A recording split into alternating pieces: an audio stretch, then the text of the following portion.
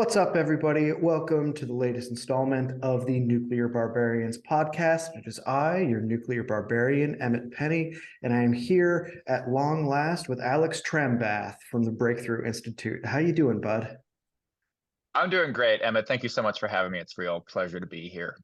Yeah, I'm stoked to have you here. I've been reading your writing for a while, obviously seeing you around Twitter, talking about a lot of the same things. And so I'm glad we get to finally do this. And also, this is the first time I have talked to a fellow St. Ignatius graduate, even though we went to different campuses for that. So that feels nice.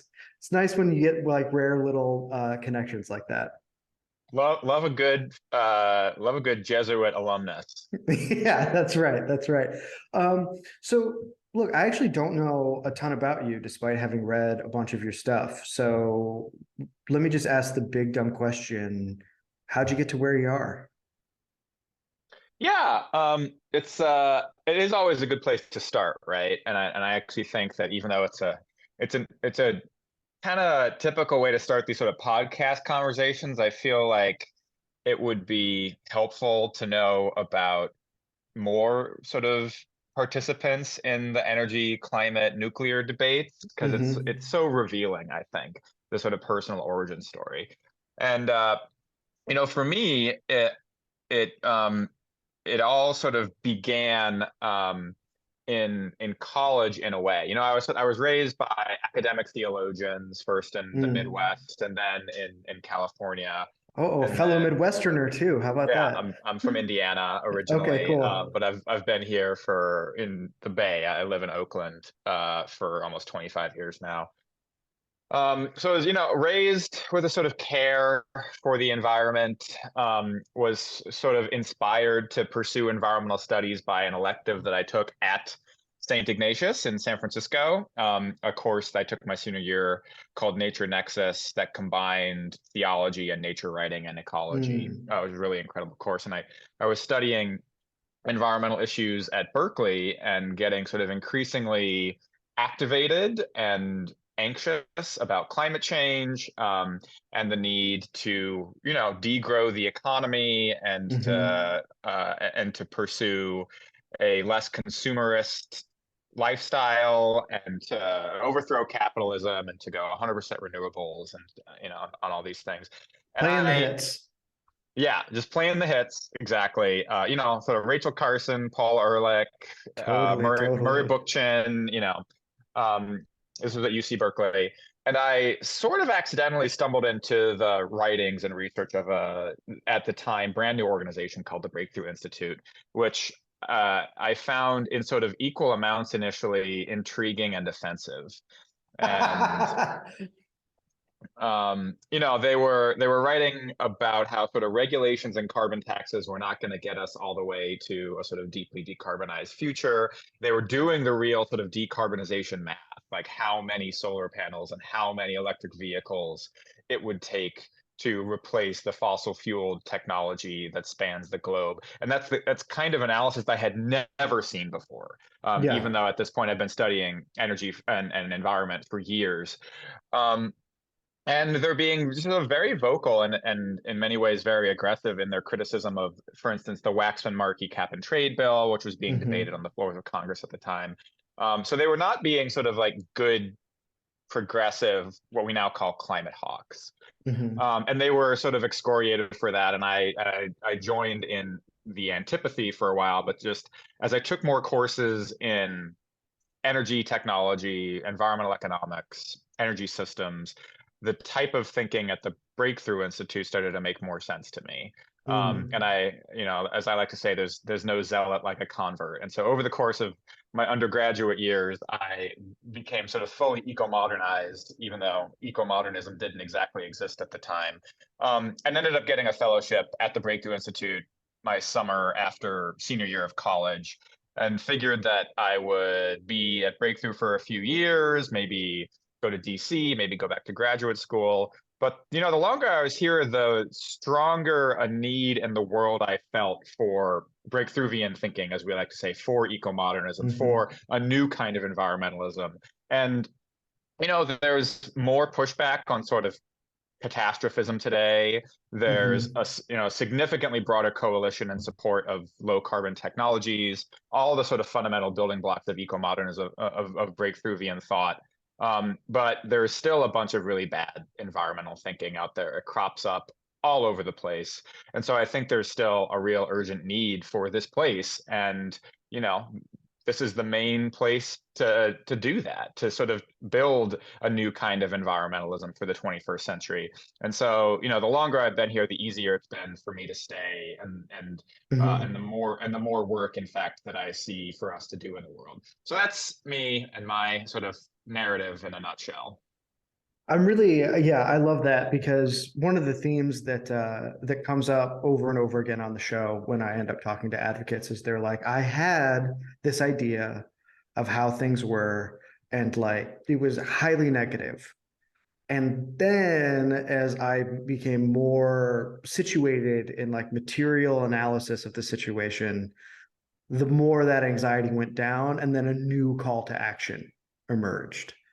And I know that the Breakthrough Institute has taken tons of heat. I remember, I think, was it you and Ted, or just Ted, ended up publishing something in Jacobin about, It was Ted Nordhaus, our executive director, and Alex yeah, Smith, the other Alex at the the Breakthrough other Alex, Institute. yeah, yeah, Yeah, and I was the level of vitriol that ushered for us was both shocking in intensity and unsurprising in volume, I would say. So what's that been like over there to sort of, because you've written very thoughtfully about the need to sort of challenge environmentalism from the inside, because if you don't do that, like full, like down to its roots, it will always be this kind of Malthusian degrowth thing. Have you made progress? Have you guys made progress? How do people see Breakthrough now as compared to a few years ago? Just give me the rundown. I mean, I think we've absolutely made progress. Breakthrough as an organization, just in size, has like quintupled since I joined in Wow. 2011. We're still in many ways a smaller sort of perennially startup style think tank. There's about 26 or 27 of us on staff now, but that's a lot more than we had when I started. We've got this really incredible team of climate scientists and economists and plant geneticists and nuclear engineers and Mhm. policy experts. Two offices, one in Berkeley, one in DC.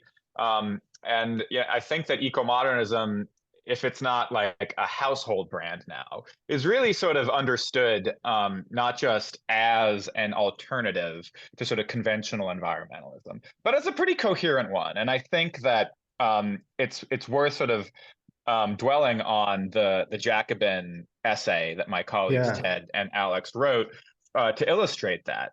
So obviously we have been critical of environmentalism, environmental activism, environmental advocacy, environmental philosophy for the entirety of our existence. Mhm. It's always been really important to us that at the same time as we're doing that deconstruction of the bad ideas of conventional environmentalism, that we are offering our own sort of reconstruction, but what we broadly call eco-modernism. And nowhere is that more offensive to our sort of opponents and critics than when we do so sort of in the institutions and in the pages of the political left or the Mhm. sort of political progressive wing. And so when my colleagues Ted and Alex show up in Jacobin, a according to Hoyle socialist magazine, Mhm. um, using sort of foundational Marxist materialist thought to critique the extremely, we would say, sort of bourgeois elitist, um, Romantic. romantic slow food movement that's inculcated Mhm. by sort of wealthy people in Berkeley and Brooklyn. Mhm. Then that is sort of that's sort of the biggest trigger that we can pull, because we are not actually sort of um, drooling, fire-breathing, climate denialist, flat earthers. Right. We actually overwhelmingly at the Breakthrough Institute come from some corner of the left. Not all of us. Mhm. Eco-modernism very intentionally is a big tent, and we like to say at Breakthrough that were sort of at least transpartisan, unclassifiably ideological in the classical sense. But we Mhm. all sort of, just selection effects. We all have a basic interest or background in environmental thought. And because of the way that environmentalism has intentionally polarized over the last half Mhm. century or so, that means that we have been just sort of breathing sort of left or center left, or even at times radical left thought. And I think that makes it a lot more sort of triggering and difficult for our sort of erstwhile opponents and critics to deal with, because they're used to, I think, dealing with whether it's sort of like oil company CEOs or sort of climate denying politicians or Mhm. whatever. Mhm. I think they literally don't have the sort of uh, at times the instincts to deal with criticism from the left, Mhm. and I think that is it's just a sort of an illustrative dynamic, and yeah. So I guess I'll pause there. Yeah, I mean, so as somebody who used to be like a card-carrying member of both the IWW and the DSA, I one of the things that a few friends of mine who were perhaps a little more heterodox or however you want to put it would always say is like it feels like the only place we can't do class analysis is on the left. Like we can't apply that lens to the thing itself, which to me is sort of like an interesting story of living in the long 70s and the way in which as the labor movements died and this or just became reconstituted and away from the quote unquote means of production, a new breed, the new left, sort of asserted itself. I mean, we see that now, right? Like the United Auto Workers is now being flooded with grad students and grad workers. And I don't object to anybody's right to organize, of course. But I mean, at some point, they're going to have to change the name to United Academic Workers. It Yeah, just yeah, won't be the exactly. same. It won't be the same thing. And it'll have very different ideological presuppositions and very different needs for its own constituency. And some of those will fall right in line with some of the, I would say, and you seem to say, like more bourgeois progressive affectations. So let me ask you this question. What's been, in your experience, the most persuasive way to sort of make the case for eco-modernism and to draw those on the opposite side into the tent? Because as you said, you guys have made progress. You've grown in size, your signal's bigger, and as you said at the top, people are starting to get a little more skeptical about their own positions around climate and the environment. Yeah, so it's sort of a it's a sort of double-sided coin. So on the one hand, sort of environmentalism, it comes out of early 20th century conservation movement, which was basically rich people trying to wall off Yosemite and other parks as Mhm. sort of places where they can recreate, not places where we're going to do sort of production timber forests, and certainly not places where local indigenous people are going to be allowed to continue Right. living. Yeah. It comes out of it comes largely out of a sort of overpopulation fear and deeply sort of eugenics inflected intellectual movement led by folks like Garrett Hardin and Paul Ehrlich. And it comes out of a sort of elite reaction against modernity.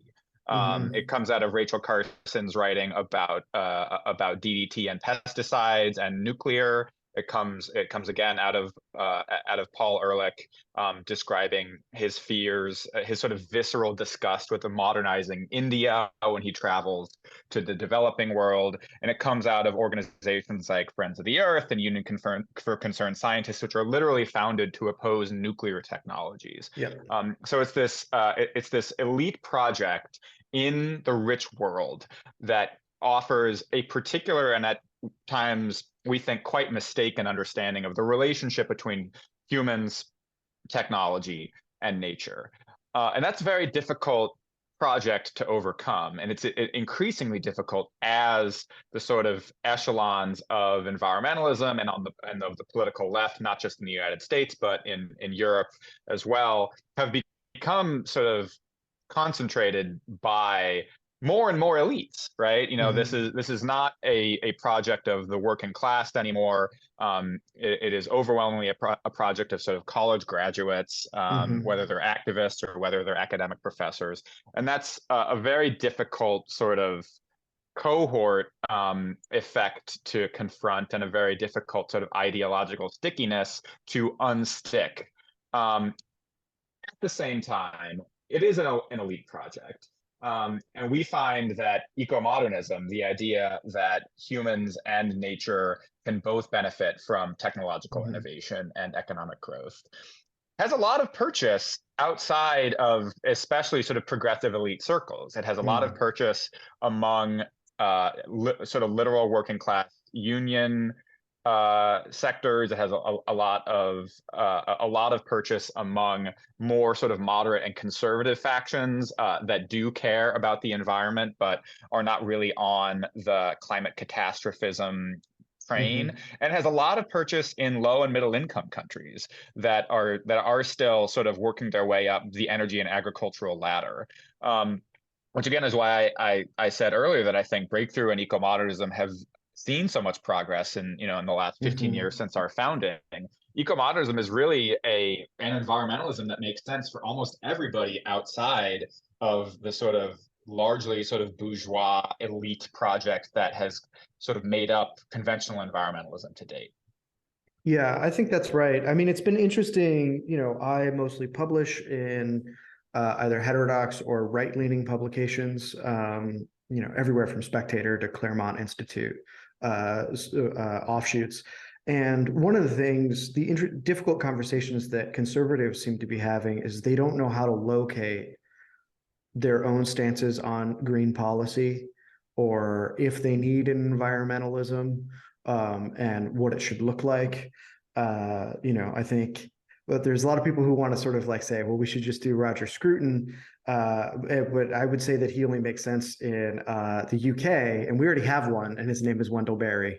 And I think anybody whose constituency continues to be people working within the fossil fuel industry should be very, very wary of adopting that. But I think that there's sort of like this interesting thing that's changed now that the Inflation Reduction Act has shown up. And to sort of bridge all of this, it seems like now on the American right, it's like, okay, we have to have a response to this. We don't know what it is, but like these policies are happening whether we want them to or not. And we need to have a version of this. And then I've noticed, and you can tell me whether or not you agree with this, I'd love to hear your thoughts, that it seems like there's almost this put up or shut up moment for the wind solar batteries crowd, where there is like way less panic and more like, how do we build the transmission lines? Like now they're freaking out about sort of the monster that they've created to get to where they are. That's absolutely what's happening. And, depends on what side of the bed I wake up on. Sometimes I see it as a growing pain, and sometimes I see it as a sort of rock hard place situation in our environmental politics and in our decarbonization policy. But I mean, big picture, what happened here? So environmentalism is a reaction to an industrial modernity, right? It's a reaction to large infrastructure, sort of large scale technology, whether that's Rachel Carson writing about industrial agriculture, or Paul Ehrlich writing about the bigness of our population, or David Brower leaving the Sierra Club to oppose one nuclear power plant on the coast of California, and all of the nuclear power that it represents.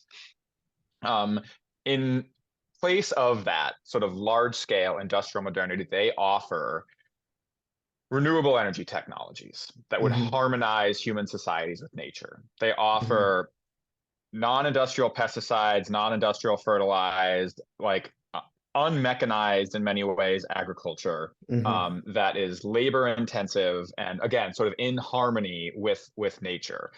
So that's where organic comes from. That's where renewable comes from. They are sort of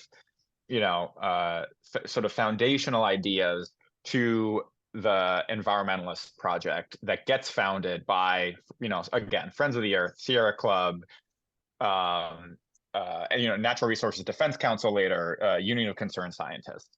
And, these organizations push for things like organic certification, which happens in the 80s. They push for things like renewable portfolio standards, which happened in the 80s and 90s. But what happens, unsurprisingly, to those of us who actually sort of understand sort of energy systems and things like that, is that the tools of the environmental project go large scale. When you actually start to see organic practices take root in the United States, the first thing that happens is that big farms, sort of actually buy up the organic farms and start using the organic practices so that they can sell marked up produce and food at Safeways, right? When the renewable portfolio standards are not actually sort of creating these small scale bucolic, sort of self-contained residences with solar panels and a hot water energy storage system in the bottom, like Amory Lovins imagines in the 1970s. They're creating these huge wind farms and these big solar farms, which is not necessarily a bad thing, but is also entirely antithetical to the idea of renewable energy as an environmental good, as it was posited by E.F. Schumacher, by Murray Bookchin, by Amory Lovins. So this has been obvious for decades, and it's really reached a head in the last 5 years or so as solar and wind and lithium-ion batteries have accelerated in their deployment in all over the sort of world, including the rich world, which has led to more land use conflicts over the deployment of energy infrastructure, not just the renewable energy projects, but the transmission that is required to build them, and has led to some frankly awkward, at the very least, conversations about supply chain concerns for this decarbonizing energy technology, whether that's really emissions intensive battery manufacturing or the solar supply chain, which is extremely concentrated in regions of China that rely on functionally slave labor from the Uyghur population in China. And so that's sort of the renewable energy system that we have built today. And at Breakthrough, I'd say we think that renewable energy deployment is a positive, but there's obviously quite a bit of work to do on mediating sort of land use conflicts and obviously cleaning up the supply chains that go into decarbonizing our economy. But now that it's pretty obvious to ignore the fundamental scale issue of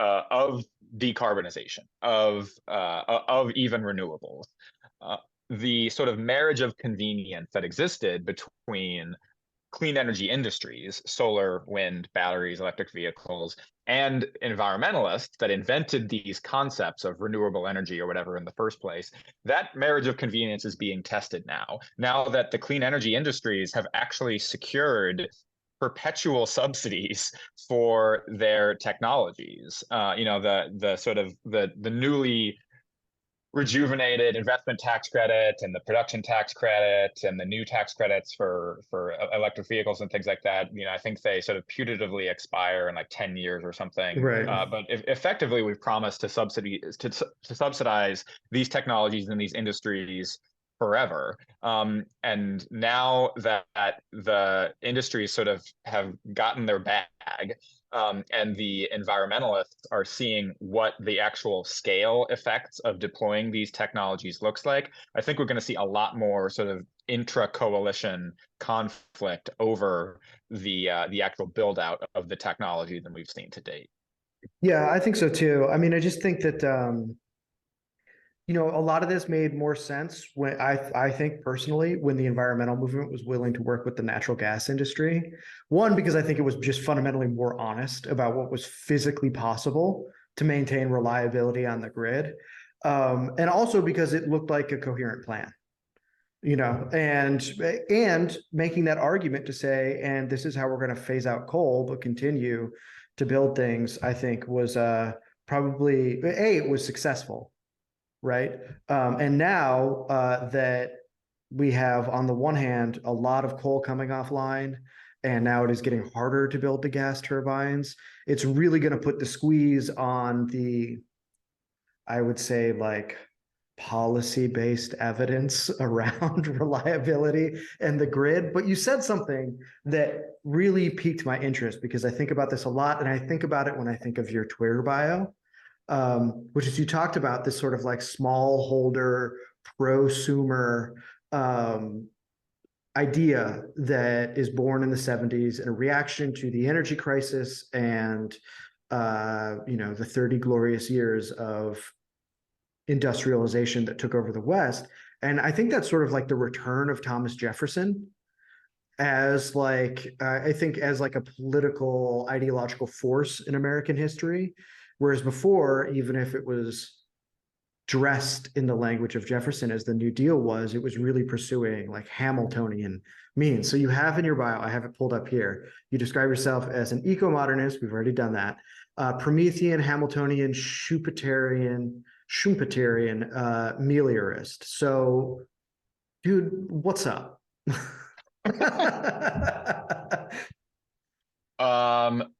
First of all, that is exactly, I think, the right way to understand not just sort of American politics, but industrialization and modernization generally as a kind of tug of war between the Jefferson and the Hamilton school of sort of nation building and economic growth that we can get into. I'm forgetting who the theorist was that said that American modernization and policy in particular has always been Jeffersonian in the rhetoric and Hamiltonian in the substance, which I Michael think Lind, I believe. that Yeah. sounds right. Yeah, and that is certainly something he would say. Mm-hmm. So yeah, credit to Michael Lind there. Um, but I suppose we'll get to the Hamilton and the Jefferson of it all. So the sort of Promethean, Hamiltonian, Schumpeterian, meliorist thing is just my deeply elitist itself and obnoxious way to emphasize that that these technologies, or sorry, to emphasize that these ideas, the ideas behind eco-modernism, are old ideas. Mm.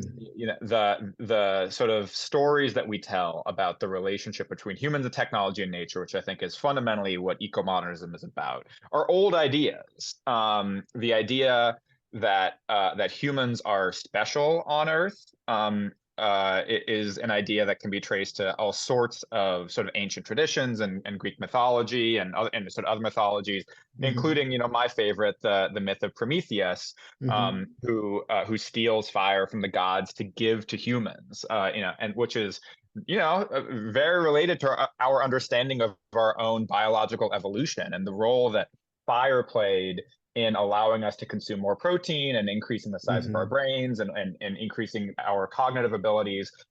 Precisely the evolutionary effects that made humans the sort of dominant species on this planet. So the eco-modernism in that sense is not merely sort of a sort of postmodern reaction to the postmodern environmental metaphysics. These are sort of old ideas Mm-hmm. that continually crop up throughout sort of history and our understanding of not just industrial modernity, but of human existence in the first place. Obviously, much of the modernism in eco-modernism occurs much after Prometheus, which is why we jump all the way to the debate that you're gesturing at between Hamilton and Jefferson, who didn't just argue about the national debt and about the Mm-hmm. presidency, but argued over what kind of nation they were trying to build. Again, Mm-hmm. not just in terms of legally or constitutionally, but what kind of culture they were trying to cultivate. And for Jefferson, that was very explicitly an agrarian society. It was not an industrial one. It was not an urbanized one. And it was not a financialized one. For Hamilton, just the opposite. This was going to be a urban, industrialized, financialized, economy and culture. People are going to live in cities. We're going to have highly productive factories. We're going to be a trader in the global market. Jefferson wanted very little to do either diplomatically or economically with other countries. And that is the debate that has sort of framed our politics in every era since then. And which party represents the Jeffersonians and versus the Hamiltonians switches back and forth. I'm glad you mentioned Mike, because Mike Lynn's book, Land of Promise, tracks that sort of that back and forth really well. And I think that, what you mentioned about sort of Republicans and the conservative response to environmentalism is really relevant here, because I think we're at a bit of a not inflection point, but a bit of a muddle in who is representing sort of Jefferson and who is representing Hamilton in our 2023 debates about the environment. Because again, it's very obvious that in say the 1960s and 70s, when the new left is cohering around sort of small scale self-subsistence, solar farms on the rooftops and small organic farms, that they are just the megaphone for Jeffersonian thinking in the sort of post-war decades. But now, those ideas, sort of, organic farming and renewable energy, are large-scale industrialized systems, and so they don't really know what to do with themselves in an ideologically or sort of metaphysically coherent way. At the same time, Republicans and sort of conservatives have been opposed to the sort of, again, very sort of small scale anti-industry, sort of anti-economic growth ideas of environmentalism for so long, that there's less of a sort of cohort and less of a sort of discipline around thinking about the environment on the political right, at least in the United States and in many other sort of Western countries. And so it's just a mess. It's just a mess in terms of what people believe, in terms of where the lineage in their philosophy and in their metaphysics comes from. And I think that shows up in really important sort of practical materialist ways. For instance, like you mentioned, with this conflict over subsidizing the hell out of low carbon technologies, but then refusing to regulate, refusing to actually build them, or refusing to actually license the technologies that we're subsidizing. That's just sort of one way in which this confusion about the legacy of these ideas, whether it's renewable energy or human stewardship over nature, come from. Yeah, no, I think that's right. I mean, I think, to me, it seems like the real debate in my mind between Hamilton and Jefferson is one about a sort of like, I would understand. I mean, Hamilton was like sort of radically anti-democratic in his own way, but it was almost had to do with the practical circumstances of the American economy at the time and his anxieties about American elites and whether or not their wealth and the gaining of it could be welded to the uplift of the state and the populace, and how that should work. And Jefferson had very different, almost classical concerns that were not practical per se, but I think are very worth entertaining, in that he understood like why he liked an agrarian society was the idea that even if you were, let's say, perhaps more poor, you had your own property as a bulwark against the larger forces in society. That if no one could strip you of the reproduction of your own life, then you could live more virtuously and more conducively to a long-lasting republic. And I think that that's part of what they're responding to. And now the debate is, in some ways, still within the shadow realm of that initial debate of an early republic that is in many ways pre-modern, or still, I mean, steam engines haven't show up and all sorts of things are quite different. But we have those same debates now when it comes to citing renewables and the relationship Americans are supposed to have to these large entities that want a lot of agrarian farmland to build what they're supposed to. And so I think there seems to be a crisis of national identity that goes so deep as to trouble the waters between this fundamental debate that's been going on since the founding. You said it extremely well, better than I can or have yet in this conversation. But I think that's exactly the conflict, is that you have, again, sort of conventional environmentalist ideas that renewable energy is good, and so we need policies that promote and subsidize it. Um, these are at their base sort of old Jeffersonian ideas about the sort of scale of technology and human endeavor. But the policies that are being crafted are extremely Hamiltonian, Mhm. sort of extremely large scale and industrialized. Um, Meanwhile, the actual constituency that lives closer to the land, in the heartland, that grows most of the food, that lives in rural areas, are not the environmentalists. Mhm. They're not the party or the constituency that is pushing to subsidize the hell out of low carbon energy technologies. In fact, very often, the the workers who are ranchers or farmers see wind farms and solar farms and transmission lines as encroachments upon their property and upon Mhm. their sort of way of life. That's not at all a hard and fast rule. There's lots of wind in No, Texas and Nebraska and sure. Iowa. So these sort of systems do not have to. Um, it's not sort of zero sum in that way. Well, and you're But it not just going to get speaks to it. 100% agreement on every single thing that happens, right? There will always be faction. Yeah. Exactly, but it's so bizarre to see the how baffled environmentalists are when you've got this, again, very sort of elite project, like, sort of progressive Mhm. environmentalists are part of the party that controls most of the wealth in this country and is deeply urbanized, Yeah. promoting technologies that are extremely large scale and extremely industrial and globalized themselves. We get most of our batteries and solar panels from China and most of our wind from abroad as well, Mhm. at the end of the day. Um, Promoting policies that are rebuilding the infrastructure of the countryside, of farmlands, of the rural parts of America. There's just so much sort of both ideological and sort of cultural confusion Mhm. happening that leads to these sort of, again, these very sort of real materialist conflicts. Mhm. It's not it shouldn't be at all surprising, I think, that we've gotten to this point, which gets to a little bit of the Joseph Schumpeter in my bio, There we who go. was There it is. I knew I was forgetting something. Who was a contemporary of Keynes and Hayek, who was much less focused on sort of monetary issues and more Mhm. focused on what he called the waves of innovation.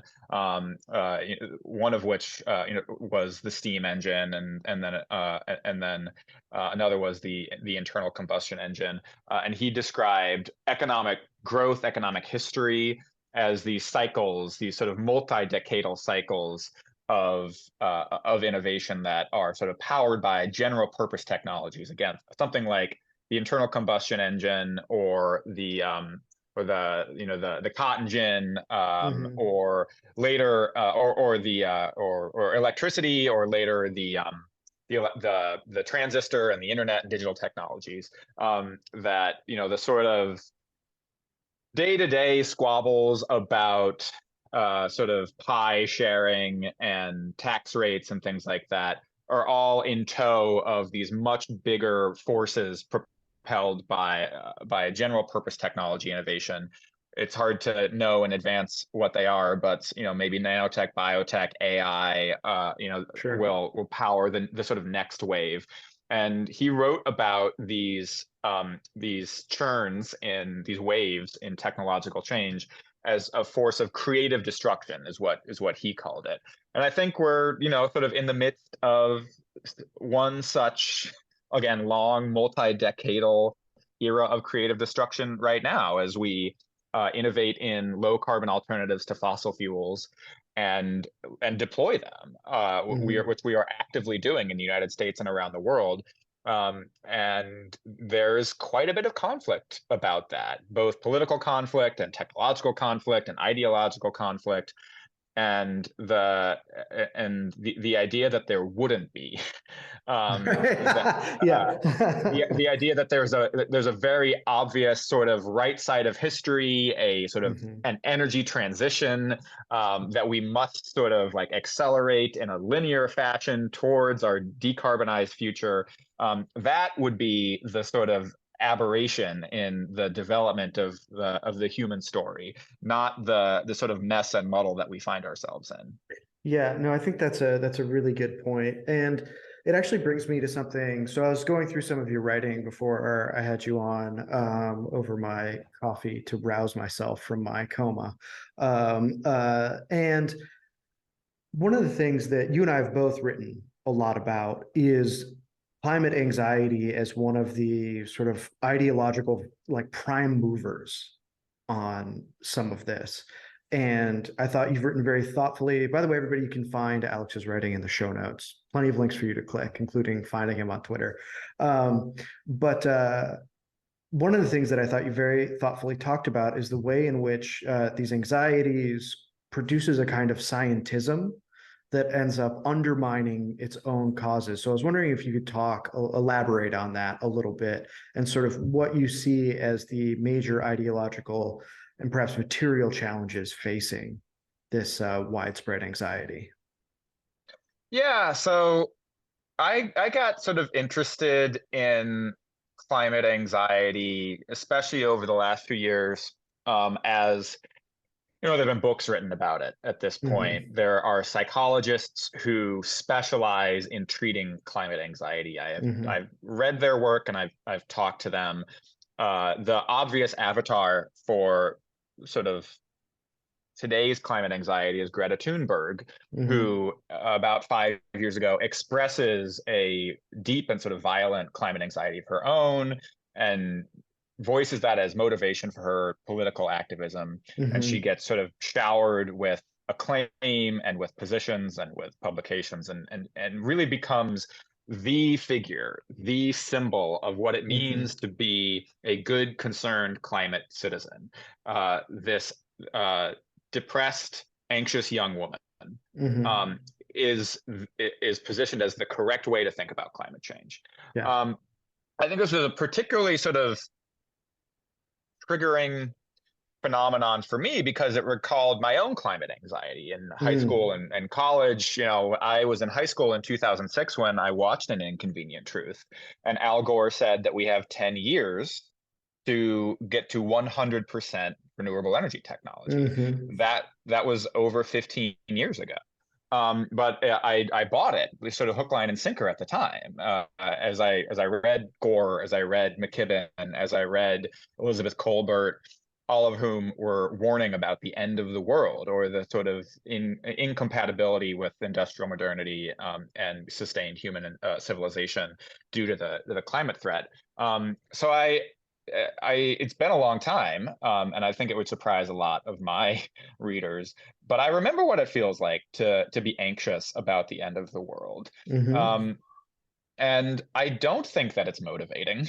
I don't think that I don't think that it is healthy, and I don't think that it is most importantly, I do not think that it is a accurate reaction to the physical Mhm. science, to our physical understanding of the science of climate change, which Mhm. tells us that the Earth is absolutely warming. It is affecting weather. It is affecting crop patterns. It is affecting sea level rise. It is affecting ecosystems and species and human systems, but that these are mostly sort of gradual and linear processes, not ones that sort of accelerate over time or have sharp tipping points that throw us into cataclysm or states of Mhm. uninhabitability on Earth, or on parts of Earth. And it is a phenomena. It is an emergent phenomenon of our abundance, our prosperity, and our wealth, which are also the shields of from those Mhm. impacts.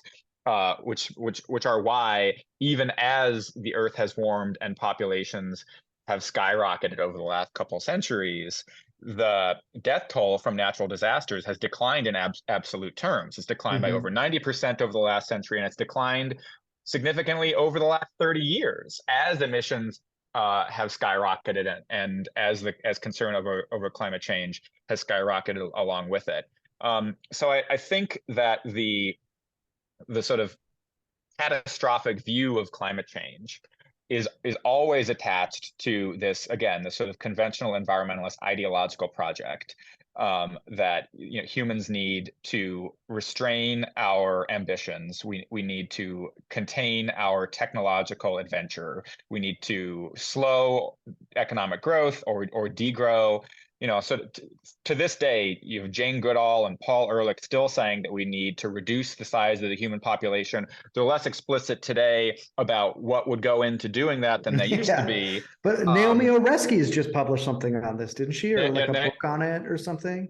Naomi Oreskes was just published in Scientific American, sort of Yeah. regurgitating the same overpopulation fears that were expressed and sort of, again, widely rebuffed in the 1960s and 70s. These ideas are still with us. They're still with us today, and so I think that that's where climate catastrophism comes from. And of course, when you amplify climate catastrophism to the world, you will end up with some number of Greta Thunbergs, of some, Hmm. especially children. Like I was a high schooler, same age as Greta Thunberg when I first sort of started reading about climate change and got scared about it. Um, you'll get, especially kids, take you seriously when you say that the end of the world is not coming, that you should think about not having kids because there might not be a future for them. Hmm. That is, I think, a deeply fucked up thing to say to anybody, Yeah. But especially kids. especially kids, especially a generation of students that we are sort of conscripting into our activist armies and sort of Hmm. building up monuments of. And it's not just something that happens in the sort of popular activism in the form of Greta Thunberg or in sort of popular writing on the subject, but again, I've literally talked to sort of psychologists who specialize in treating climate anxiety, and what they say is that the first thing you need to do is to tell them that their fears are correct. You need Hmm. to tell them that their fear about the end of the world is the correct interpretation of climate science. And A, it is not. B, Yeah. that is deeply unrelated to any any sort of sensible therapeutic practice that I've ever heard of. Yeah. You're not. I don't think you're supposed to be inculcating an external locus of control when treating depression or anxiety or suicidal thoughts. Now, the one caveat I would add to this is that I wouldn't say that the climate crisis, whether the crisis itself or communication about it, is the main cause of the increased rate of suicidality, anxiety, and depression in Americans, in No, Westerners, in too many teenagers. other things happening. There's too many other things happening, but it is a thing on which that anxiety and that depression clings to. It is Hmm. yet another thing, more than that, it's a thing that I think climate scientists, many of them, climate advocates, climate activists, have been all too ready to capitalize on. And the more I looked into this, the less sort of understanding and patient I got with the sort of valorization of Greta Thunberg's anxiety, with the pointing to statistics about suicide and depression from climate activists. I find it kind of gross and appalling, and I got to a point where I needed to say some things about it, and it's very delicate, obviously, because especially for the for the children, but also the adults who express a climate anxiety, they feel that it's deeply valid and deeply personal.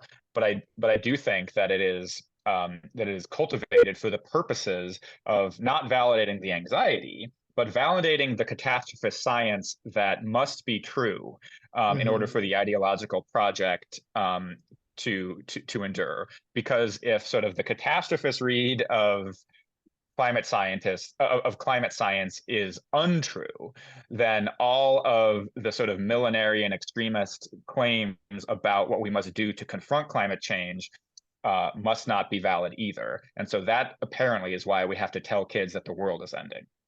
Right. And I think so. I think a couple interesting things happen to our politics around that too. Like my major gripe with all of this is that it ends up like being an end run around the agonism and muddling difficulty of democracy. And it does it in a few ways. Like the first one is whenever you get kids involved, what you're doing is you're saying, I'm going to put my ideas into this child so that when you criticize my ideas, I can say, you wouldn't be mean to a child, would you? Right. So there's the human shield thing that's happening. And then on the other hand, there's no time for debate. And then the third thing that happens is the I believe in science crowd that seems to be the most credulous in their relationship to science and the scientific method. And what they want to do is they want to say that politics is as neutral as science. It just so happens that that neutrality exists solely on their side of the field and nowhere else. So it is both neutral and true and completely unambiguous that they are right all of the time. And it is a way to Trojan horse truth claims into a debate without having to deal with scrutiny at any level. I'm glad that you brought up the sort of muddling through of the small d democratic process, because that brings me to the last concept in my Twitter bio, meliorism, which is an idea sort of born especially out of the American pragmatist philosophical school, the writings of John Dewey and others, who wrote about democracy and deliberation as messy, to be extremely brief about it, as a non-idealized sort of politics of possibility as opposed to politics of idealization. And the problem in, I think, not just environmentalism or sort of modern progressivism, but all sort of political ideologies, Sure. is a tendency towards idealization and a tendency towards sort of zero-sum thinking and a tendency towards purism, which I think is what happens when you have a an understanding of the scientific motivators of your political agenda.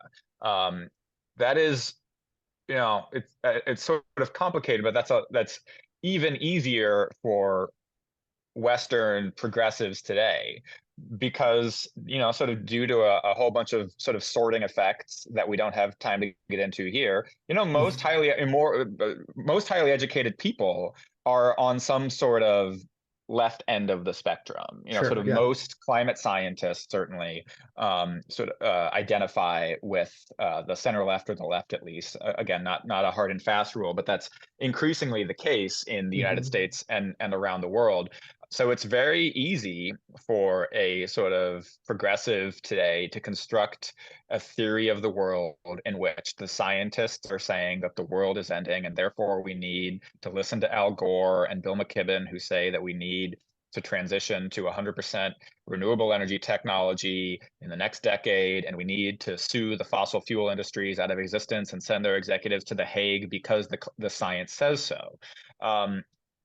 And where, as you say, where this Love to derive an ought from an is. exactly, yeah, and sort of where this, as you say, where the science says so is where most of that thinking actually breaks down, because it is not just sort of inconsistent. The sort of broad left scientific attitude towards nuclear power or geoengineering or methane emissions or genetic modification or lab grown meat or whatever.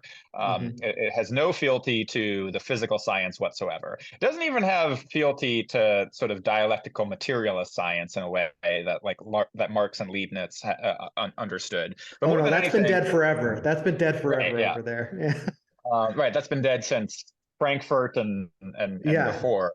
But more than that, it just has no understanding of what the institutions, culture, or methods of science actually are, or the sort of deep confusion that is evident in the phrase "we believe in science." Yeah. Um, and again, it's understandable where these impulses and these positions and these senses of identity come from. Again, like I also was raised in a middle class household in a rich country by academics, taught to care about the environment and to care about the marginalized and to listen to the highly educated, credentialed experts and trust Hmm. in what they have to say. And take them seriously. And that led me to the conclusion that the world was ending and that we had to do X, Y, and Z to stop it and listen to Al Gore. We understand where that comes from. It's the sort of lack of curiosity and the lack of sort of interrogation of the contradictions within those constructions that, especially in this day and age, I find very frustrating.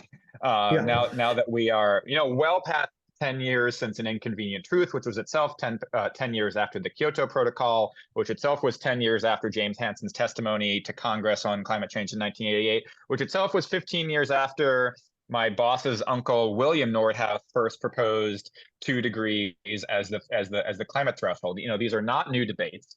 Hmm. These are not sort of new sort of understandings these are not new understandings of the climate problem, but we keep having the same debates about response, debates about what the science says that we've been having for decades, and it's getting annoying. Yeah, it is annoying. And I think,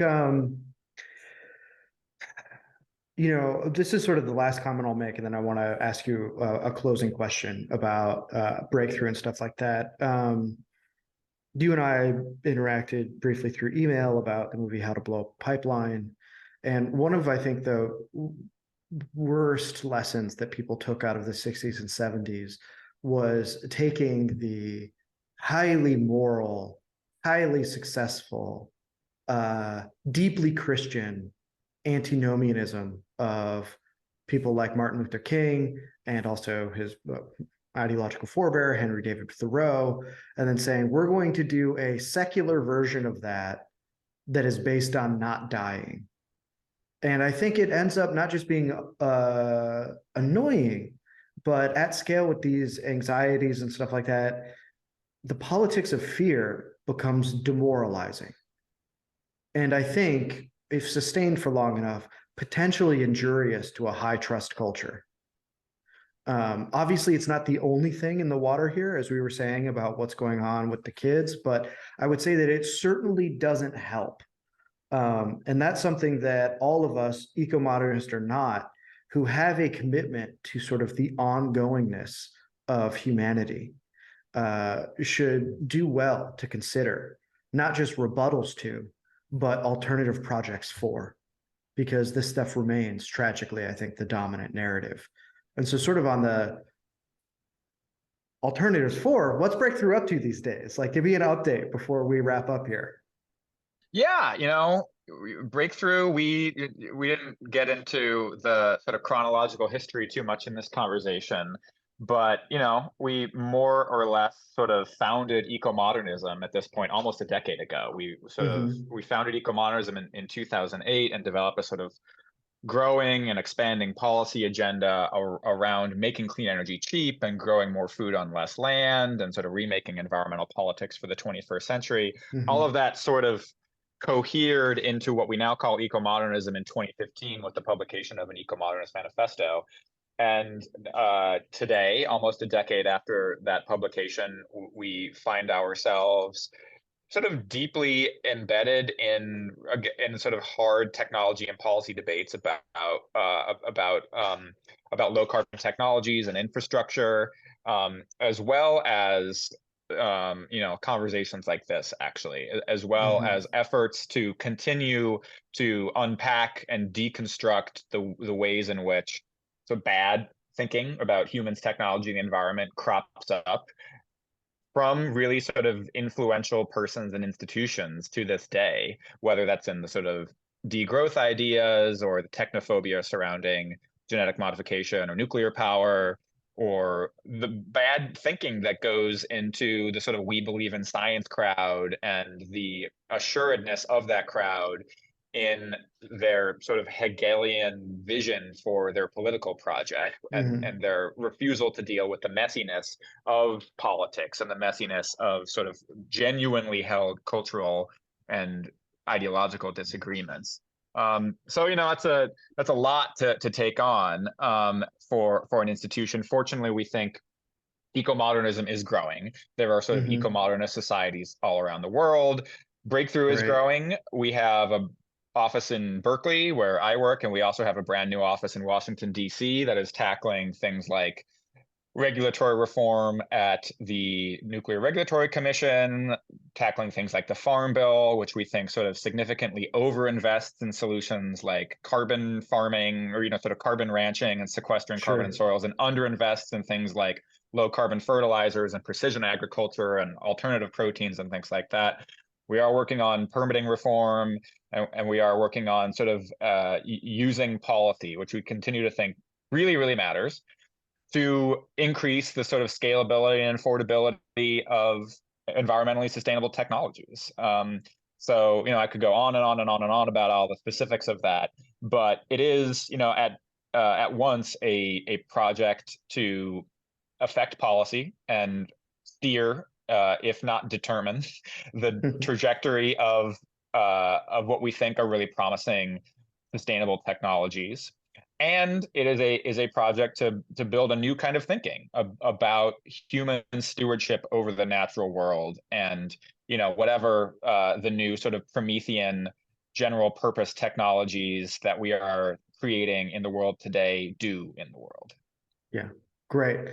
I love that. So everybody can go check out Alex's work at Breakthrough. I believe when you click on his name, that it has everything's written there, including some stuff he's written elsewhere.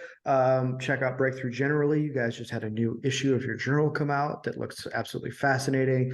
And I see some friendly names in there like Lee Phillips, whose article was fantastic. I just read it the other day. And I will also put links in the show notes for how you can support Breakthrough in what it is doing, because they are punching above their weight class and have yet to have the multi-billion-dollar treasure trove that the big four environmental groups get access to. So that being said, Alex, thank you for joining me. Everybody, remember, stay sharp, stay strong, and stay radiant, and we will see you next time.